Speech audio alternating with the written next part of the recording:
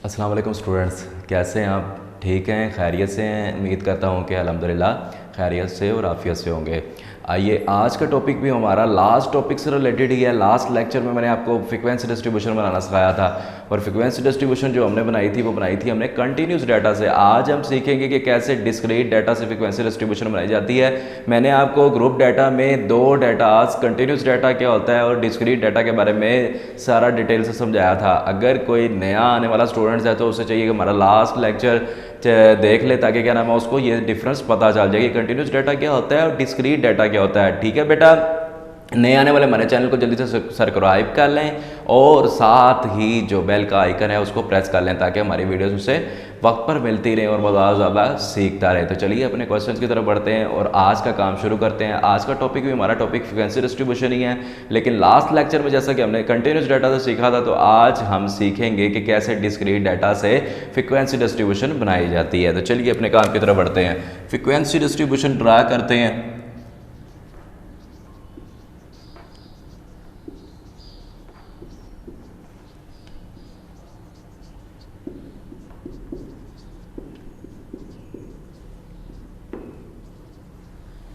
आपने किससे बनानी है? डिस्क्रीट डाटा से।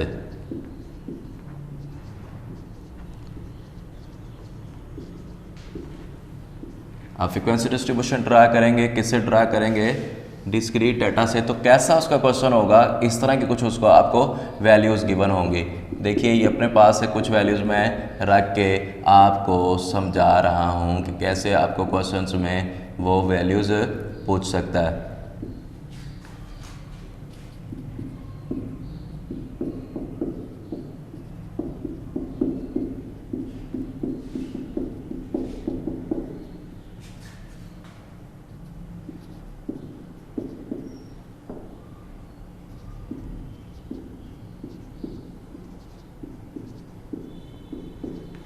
ये कुछ वैल्यूज़ आपके पास हैं जिस वैल्यूज़ के तहत आपको वो कहेगा कि draw frequency distribution.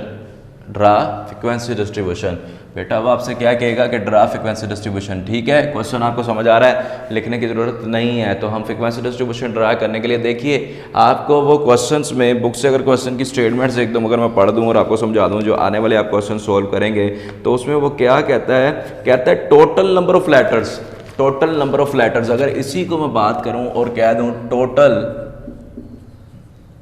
Number of letters, number of letters. देखिए ये आपके पास क्या है? Number of letters. गौर करें बात पे, अगर यही आपके पास सारे नंबर ऑफ लेटर्स हैं तो मैंने आपको बताया था नंबर ऑफ लेटर्स जो होते हैं ये होल नंबर में होते हैं। होल नंबर से मुराद है कि पॉइंट्स में नहीं होंगे हमारे पास। अगर लेटर्स होंगे तो 1 2 3 4 5 6 इस फॉर्म में होंगे। नंबर ऑफ लेटर्स हो जाएं या नंबर ऑफ ट्रीज हो जाएं या नंबर ऑफ कार्स हो जाएं या नंबर ऑफ बेंचेस हो जाएं या चेयर्स हो जाएं या रूम्स हो जाएं, या जिस तरह इस तरह की कोई भी एग्जांपल्स आए तो आपके पास वैल्यूज होल नंबर में होंगी। तो आप क्या करेंगे? आप एक्स बनाएंगे, एक्स बनाएंगे और उसे टैली करेंगे और उससे आप बनाएंगे फ्रीक्वेंसी। उससे आप बनवाएंगे फ्रीक्वेंसी, तो उसको आप बोलेंगे फ्रीक्वेंसी डिस्ट्रीब्यूशन। Frequency distribution. अब आपने करना क्या है? गौर से देखें, आपने सबसे पहले सबसे लोएस्ट वैल्यू देखनी है, तो वो ज़ीरो है। ज़ीरो के बाद से हमने ओनवर्ड चलते जाना है। तो आपकी सबसे हाईएस्ट वैल्यू कितनी है?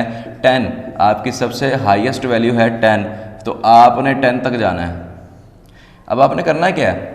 आपने ऐसे कटिंग करते जाना है। 2 के सामने आपने इसे काउंट करना है, फिर 3 के सामने आपने इसको काउंट करते चले जाना है। ये कटिंग करने का मकसद यही है कि आपको पता चले ये हम काउंट कर चुके हैं, ये काउंट कर चुके हैं। ये 7 आ रहा है, अब 7 के आगे 8, तो 8 के सामने फिर 3 है। बेटा 3 के सामने सेकंड वैल्यू बन चुकी है 3 की, फिर 2 है और फिर इसी तरह 1 है और फिर आपके पास देखो 0 आ चुका है। फिर आपके पास आया 5, 1 0 1 2 3 4 5।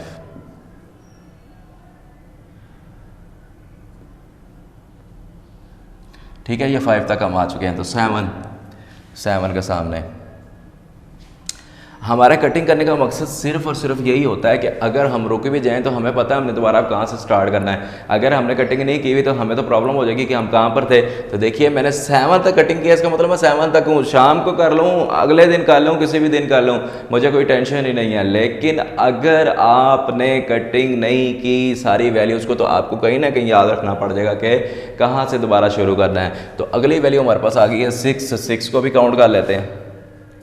फिर हमने काउंट करना है 8 को, फिर हमने काउंट करना है 3 को, फिर हमने काउंट करना है 2 को, फिर हमने काउंट करना है 5 को, फिर हमने काउंट करना है 4 को, फिर हमने काउंट करना है दोबारा से 5 को, फिर हमने करना है 6 को, फिर हमने करना है 7 को। बेटा ये आप लाइट पेंसिल से करेंगे, क्या करेंगे, लाइट पेंसिल से करेंगे। ये 6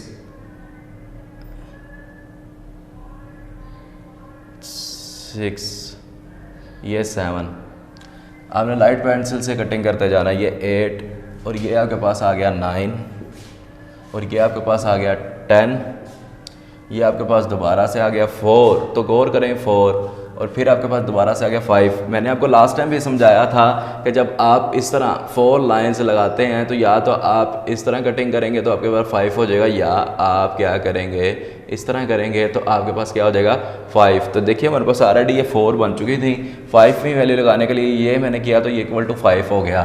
ठीक है, आगे हमारे पास आ चुका है 7 को भी एज इट इज़ करेंगे, और फिर हम करेंगे 8 को, तो 8 को भी एज इट इज़ हम करेंगे क्योंकि ये 5 वैल्यूज़ हो गई हैं। और ये 9 को अब हम थर्ड वैल्यू लगाएंगे, 9 की थर्ड वैल्यू लगेगी, और 10 की आपके पास सेकंड वैल्यू लगेगी। और अब इनको लेके जाएंगे नंबर ऑफ वैल्यूज़ में, 1 2 3 3 4 5 5 5 3 2, ये आपके पास वैल्यूज़ आएंगी। और यहाँ लिखेंगे आप सम ऑफ फ्रिक्वेंसी, सम लिखेंगे किसका, फ्रिक्वेंसी का, सम लिखेंगे आप फ्रिक्वेंसी का, ताकि आपको पता चले कि आपके पास कितनी वैल्यूज़ बन चुकी हैं। तो फ्रिक्वेंसी का टोटल करेंगे और यहाँ पर लिखेंगे कि आपने फ्रिक्वेंसी का टोटल कितना आया। तो फ्रिक्वेंसी का टोटल कितना आएगा, जितनी ये नंबर ऑफ वैल्यूज़ होंगी उतना ही टोटल बनेगा। अगर आपके पास 20 वैल्यूज़ हैं तो आपके पास सम भी 20 आना चाहिए। अगर आपको मैं जो दोबारा से रिपीट कर रहा हूँ, मतलब कि मैंने अभी आपको पहले भी सिखा दिया, लेकिन आपको दोबारा से ताकि बेहतर तरीके से सीख लें उसके लिए ये बता रहा हूँ। देखिए ये गिवन वैल्यूज़ अगर 30 हैं तो आपका सम ऑफ वैल्यूज़ भी 30 होना चाहिए। ये नहीं कि ऊपर की वैल्यूज़ गिवन आपके पास 30 है तो नीचे आपका आंसर 20 आ रहा है, ऊपर आपके पास 30 वैल्यूज़ और आपके पास आंसर 40 आ रहा है। तो ऐसा नहीं है, हम वैल्यूज़ को ही काउंट कर रहे हैं, 30 ही रहेंगी, 30 50 नहीं हो जाएंगी, 50 30 नहीं हो जाएंगी। तो वैल्यूज़ का सम उतना ही होना चाहिए जितनी आपके पास वैल्यूज़ गिवन है। वो क्वेश्चन में आपको कह रहा है जी total number of letters is 20, आप नीचे कह रहे हैं 30 निकाल रहे हैं, तो ये क्वेश्चन की जो फ्रिक्वेंसी है वो रॉन्ग हो जाएगी। तो आपने रॉन्ग नहीं करेक्ट निकालनी है।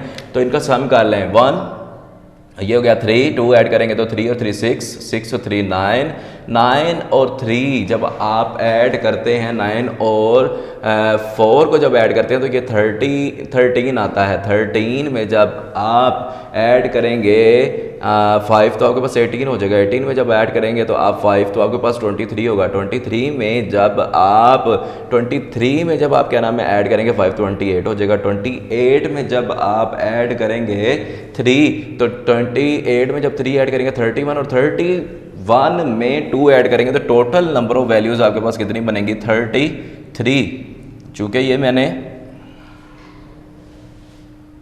अपने पास से लेट कर ली थी वैल्यूज़, तो चंद सिर्फ वैल्यूज़ मैंने आपको रखी थी सिर्फ सिखाने के लिए। तो आपके पास ये 33 वैल्यूज़ हैं, होने को समझने को हम 100 वैल्यूज़ भी लिख सकते हैं, 50 भी लिख सकते हैं। तो सिर्फ मेरा सिखाने का मकसद क्या था कि आपके पास टोटल नंबर ऑफ लेटर्स हों या नंबर ऑफ मिस्टेक्स